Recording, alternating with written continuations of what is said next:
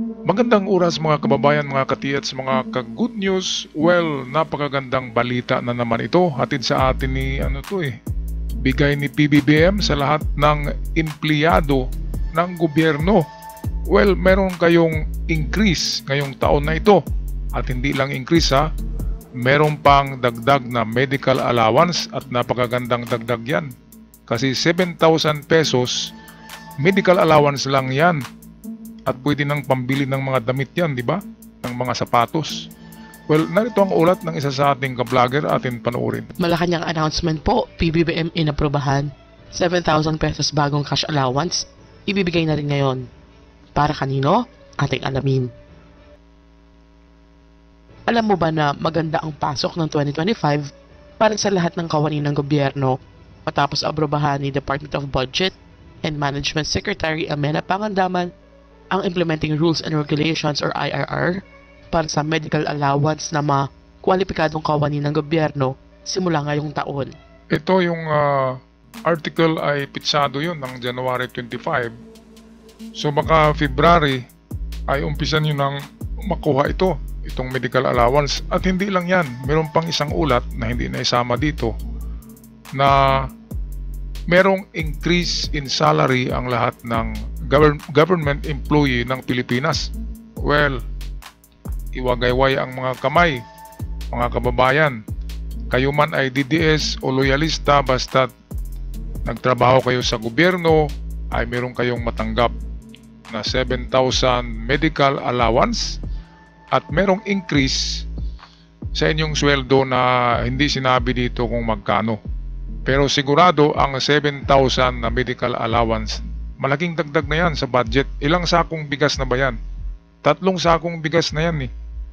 Kaya mga DDS na nagtrabaho sa gobyerno, buksan nyo na ang inyong mga mata dahil hindi naman pinipili ni PBBM ng gobyerno ang bibigyan ng ganyang mga allowance. Diba? Pasalamat tayo kay PBBM. Talagang inuulan na tayo ng swerte. Inuulan na kayo, lalo na kayo diyan sa gobyerno na nagtatrabaho. Magtrabaho kayo ng maigi dahil sa dami-dami ng benepisyo na binibigay ni PBBM. Nag-umpisa pa lang ng pag-upo niya at hanggang ngayon ay palagi na lamang merong mga good news. Okay, balik tayo sa video. Ang medical allowance ay katuparan ng inanunsyo ni Pangulong Ferdinand Bongbong Marcos Jr. noong kanyang ikatlong State of the Nation Address or SONA noong Hulyo at pagpapalabas ng Executive Order No. 64 para sa taunang pangkalusugang benepisyo na hindi hihigit sa 7,000 pesos. Pahayag ni DBM Secretary Pangandaman, pagpasok ng 2025, maaari na silang makatanggap ng medical allowance para makatulong sa pagkuha nila ng HMO or Health Maintenance Organization para sa kanilang health-related expenses or gastusin.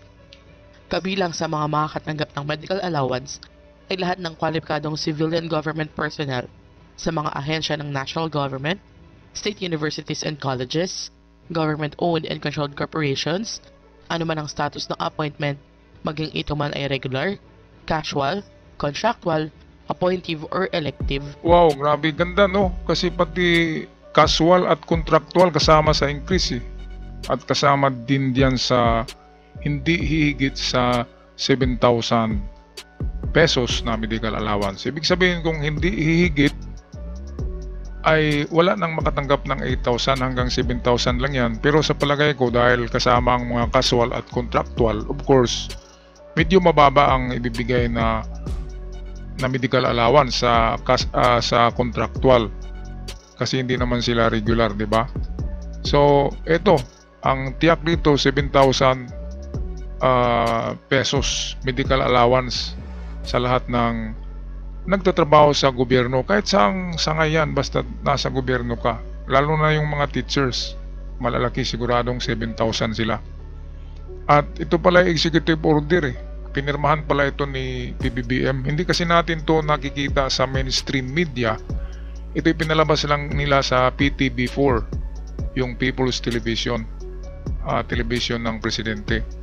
Kasi hindi ganyan ka si Cassiowe, si PBBM. Mabulaga na lang tayo, mabigla na lang tayo, at meron na pala tayong mga increase at mga karagdagang benepisyo.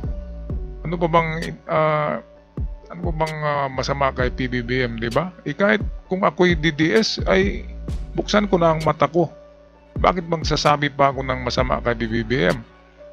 Nagbigay na nga yan, ang daming binibigay niya na eh. Hindi naman siya nagtatanong kung ikaw ba'y DDS na empleyado, hindi ka makatanggap. Dapat ganyan ang gawin eh. Kapag malaman na DDS ka, hindi ka makatanggap. Kasi yung mga DDS, puro ano eh. At alam nyo ba na China talaga ang nag-ano niyan? Nag-back up sa mga trolls. Merong 2 million trolls pala yan eh.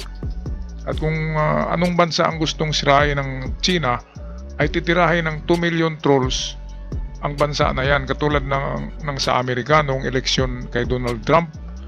Tinitira din si Donald Trump ng mga trolls na yon. Akala natin mga Amerikano, yun pala ay mga Chinese. So ganito rin sa Pilipinas ang nangyari. Pinag-aaway ang Duterte at mga Marcos. Ang mga trolls na yan, ang mga vlogger na yan, ay kompensado yan.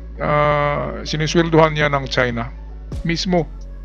Kaya nga sila nag-iingay. Kahit barilin pa sila okay lang kasi malaki ang natatanggap nila monthly. Napakalaki. Nasa 100,000 pesos yata ang mga sweldo ng mga yan. At yung mga sikat, yung umabot ng million subscribers, ay sisweldo yun ng 500,000. Nako, grabe. Kaya yun ang mga tinatawag na bagong makapili, yung mga nag-trader sa bansa. Okay, tapusin na natin itong magandang balita. Balik tayo sa ating ka-vlogger. At yaong part-time or full-time basis. Kasama rin sa makikinabang sa medical allowance ang mga kawani ng local government unit at local water district. Wow! Good news po ito para sa mga government employees. Wow! Dahil dagdag panggastos para sa pang-medical na pangangailangan. Ano po ang inyong reaksyon dito? I-comment nyo na po sa baba. Hanggang dito na lamang po muna. Ito ang Info Pilipinas at your service. Okay, thank you Info Pilipinas para sa iyong magandang balita. At talagang napakaganda.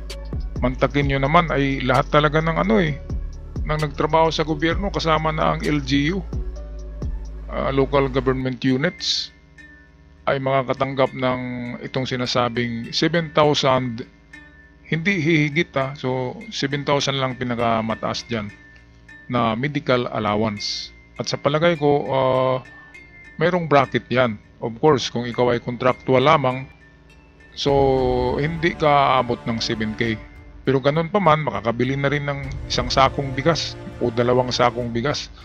Meron ng pagkain ng lamesa at meron ng extra money ang ating mga bulsa. Kudos kay PBBM, ang galing talaga ng presidenting ito. Hindi natin alam saan binubunot yung mga pera na yan eh. Meron pa nga tayong ngayon sa India, kasunduan na trade. Meron tayong trading sa India ngayon na may kapital na $3 billion. Saan ba tayo kumukuha niyan? Kaya nagtataka na tayo eh.